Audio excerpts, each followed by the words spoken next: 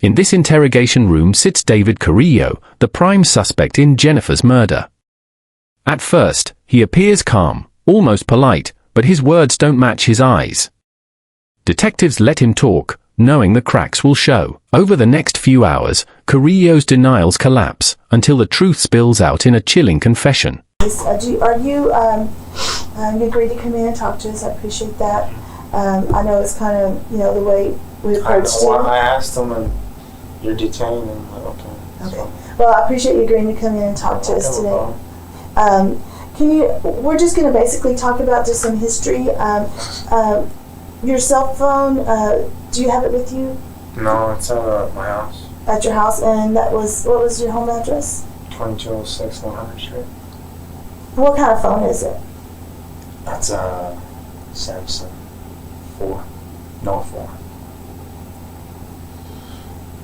No 4. And do you know your phone company? Is it AT&T or is it Sprint? Okay, and do you have any children?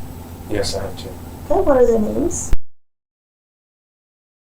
And who's the mom to the children? Jennifer Cruz.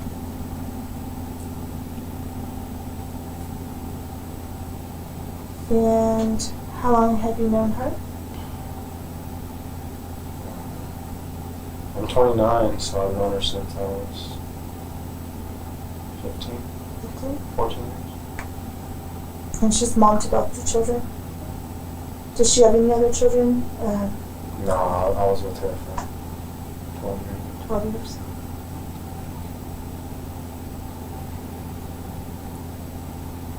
And the reason that you're here today is that we do want to talk to you about Jennifer.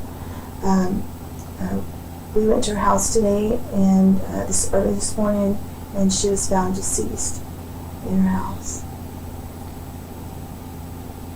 No.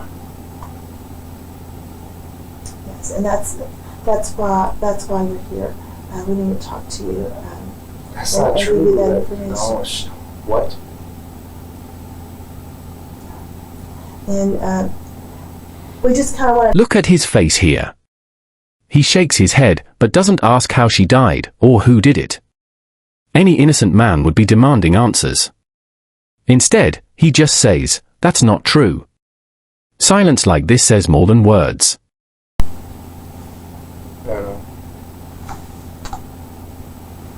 I spent in jail for 4 months. And I got out when I was in January, around when I turned 18, on February 16th, or 6th. And I had my daughter in May, February, so she was 6 months. She was 6 months when I was with my daughter.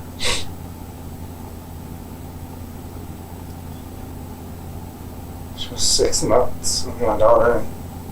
And then I got out, I had to get my license, and I had to hurry up and get a job, and they took my truck away. And the truck that it got impounded.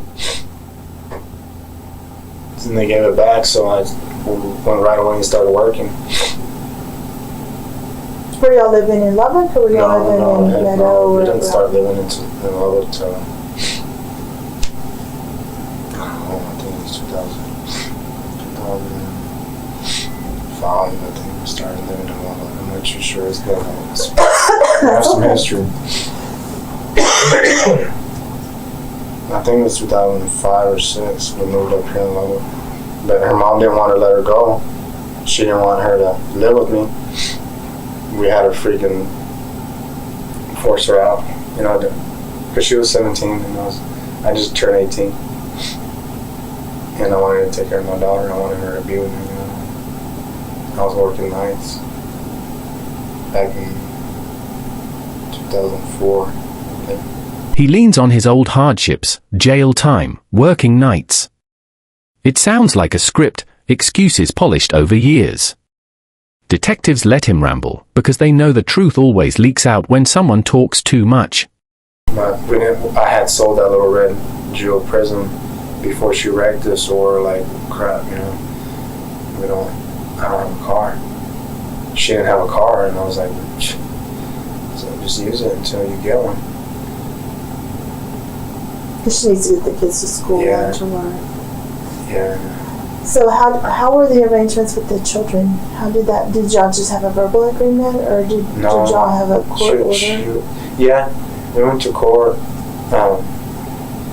She was upset because I left.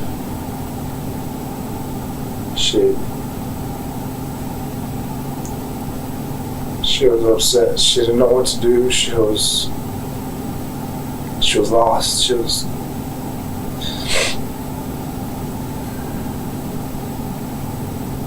scared.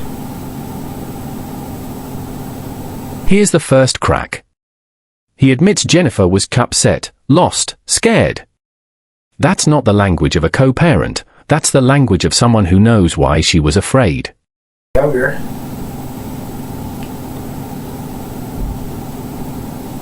I hurt her real bad doing that. Then I stopped like when I was 26. I think I was 25, 26. I started getting older and I was like, I can't be doing this to her. Did y'all never argue? Never had any? We argue here and there, but it would never be physical. Never. I'll never hit her. Never hit her. Ever. And then the slip. He insists, I never hit her, but immediately adds, I cheated a lot. That contradiction is pure psychology. He's framing himself as faithful in violence, but unfaithful in loyalty. Detectives hear the dodge. Sad, and I broke my TV because she didn't want to give me my TV. He was like, well, you can have it. I'm like, but other than that, he let us go. I'm like, I'm just here to get my stuff. I still got stuff over there. I still got tools. I still got painting stuff. I still got my car out there. My car in the back. I still have my gun out there. What kind of gun was it? It was a Glock 40. I think it's still in the little container. What color container was it in? It's black. Do you remember where you left it in the house? It's in... I know I took my shotgun, but I left that behind. I don't know why. I think it's... Because I stopped working for Loomis. That's when I was carrying it. I had that commercial license. I think it's where the air conditioner unit's at. I don't know if it's still there. Is it a closet? Or are you talking about a closet? Or? Yeah, it's like a little... It's a little two-door. And I think I had it right there. I think I had it stashed. Because there's a water heater there, and there's the AC unit. I think I had it in there. And I had the lock on it. Watch how defensive he gets about the gun. He remembers every tiny detail about the lock, the case, the closet, yet pretends not to know if she found it. That's not forgetfulness, that's avoidance. It was late, like 10, 11 maybe? Like last night? Yeah, last night. Where did she call you from? From my mom's. They wanted to stay because I wanted to take them with me. I'm like, no, we're already here. And they already had their bags of clothes ready there because Jennifer drops them off. Because the way it works is I picked them up Thursday right after work. Then like later on Jennifer would drop off the clothes with my mom. So they're already there when my kids get there, so my mom gets them ready Friday, they go straight. They're still there, the clothes. Mm-hmm. So I was like, you know, it's like, oh, do I have y'all's clothes packed and ready? And she's like, I'm gonna stay with grandma. And she had a baseball game? Or what was it that she had? I think the scrimmage she has, I'm not too sure when today. She gave me the time. The timeline starts breaking. Who dropped the kids off? When did he get gas? Why can't he remember something as basic as Friday night? This is where detectives start circling like sharks. Because her Facebook name is actually Faith Hope Love or something. And I know she gave me her last name. But man, I forgot it. I know her name is Jennifer though. That's okay, she's here, so we're good. She's a real good friend. Like, I've only known her for so long, but she's there. She's there. Was there anyone else? So you're going back and forth. You said talking to your girlfriend, Mandy. You said that who was at the house at that point? Was there anyone else at the house? I think Ruben was there. I think Ruben was asleep. Yeah. Anybody else? Mm-hmm. It's just usually me and him live there. Okay. And when I have my kids, he don't have his kids. But, it's opposite. So. Okay. So when did Jennifer go to your house? Because she was here this morning. So when did she arrive at your house? Do you remember what time? Man, I think it was like 3 or 4. In the morning? Yeah, because she had texted me too, and I don't know what's the deal with her. She's going through a lot. And she was texting me back and forth. She was saying something that she's in her feelings. So I was like, you can come over and we can talk about it or whatever. And then she came over like later on. You thought, what time did you think she arrived at your house? Man, I don't know. I was asleep when she came over. It was late. 3. 3 in the morning? I think. Not too sure. I don't know. I think it was about 3:30. We were texting back and forth, and she was just depressed, and like, man, she ain't got no job, and she has 5 kids, and it's just like, she's living with her mom. So I was like, you can come over if you want. So, she didn't arrive till like later. I don't know what it was. Might have been like 3. Another red flag. Suddenly there's a second woman named Jennifer from Facebook, while he's also texting Mandy. Juggling stories like this always backfires, and detectives let him bury himself in contradictions. And there was a 911 call. And in that 911 call, she says you're at her house. Okay? That needs to be explained by you. That's why I asked you so specifically, when was the last time you've been there? Because in the 911 call, she's calling your name and saying, put the gun down. And it's all recorded. You know, you've been very cooperative with us. That right now is the time that you need to tell the truth. You know, what happened. And Bo's also dead. You know that. Okay? It wasn't a drug deal. It wasn't anything else. David, you were there. Okay? Now, as to why you were there, that's what you have to explain. I went back and listened to that 911 call, and she's saying, David, put the gun down. David, it's not worth it. I listened to it. It's all recorded. And it's not worth it over the relationship. You don't want me no more. All that's it's all recorded. So we know that you were there. Now, David, it's time for you to tell us what really happened. I've been up front with you, from the beginning. I said, we need to talk to you about her. What happened, David?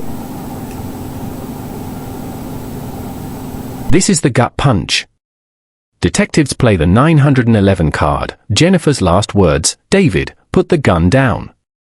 You can see it on his face. That's the moment he realizes there's no way out. Where did you have the gun? Did you get it? Did you take it with you?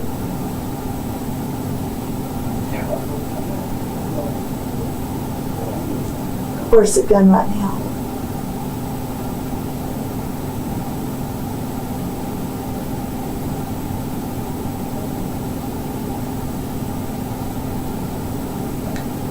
By the old CVS. On the lip. In the trees. From where? By the trees. By the trees? By the trees. Tall street lights. Oh, okay, off of Marshall Sharp Freeway. It's that abandoned building right next to the Tom Street place. What side of the building, partner? Is it closest to Marshall Sharp or closest to 34? Marshall Sharp. Okay. Is there anything else with that guy? Do you have, is the magazine with it? I think so. Okay. Where's your clothing that you were wearing? Were you wearing these clothing or something else? I was wearing this. He finally admits it, tells them where he tossed the gun. It's like the weight hits all at once. The casual small talk is gone. This is a man cornered by truth. You're inside the room. Did you go in the bedroom? And then you said it escalated. Tell me what happened in your words. He came at me. How did he come at you? He got up and just came. So, shot. And what did Jennifer do? Same thing.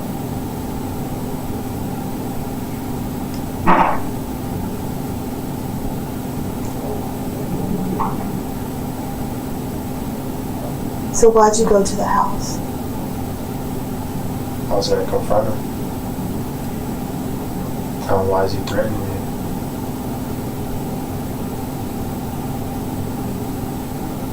How far were you from Bo when you shot him? Do you remember? Not far, 5 feet away. Do you remember where he was shot at? I'm scared. You were scared? How about Jennifer? Do you know how many times you shot her? I don't know. That's scary.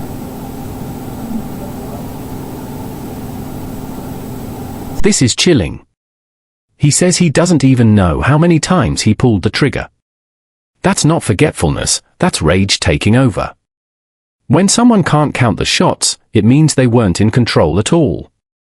That moment turns the interrogation from lies into horror.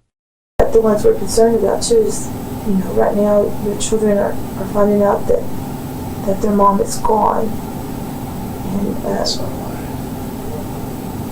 yes, sir. And we want to, concentrate on them and do what's best for them. And today, you brought some closure for them to be able to heal a little bit and start healing. It's a long process, though. And I know you love your children. You've done a lot for your children. You explained that to us. But, they're going to have to deal with the aftermath of this, okay? And here's the emotional gut punch. Detectives shift from evidence to empathy, reminding him his children just lost their mother. You can almost see the mask slip. For the first time, he isn't defending himself, he's realizing what this means for his kids. It's not about him anymore, it's about the damage left behind.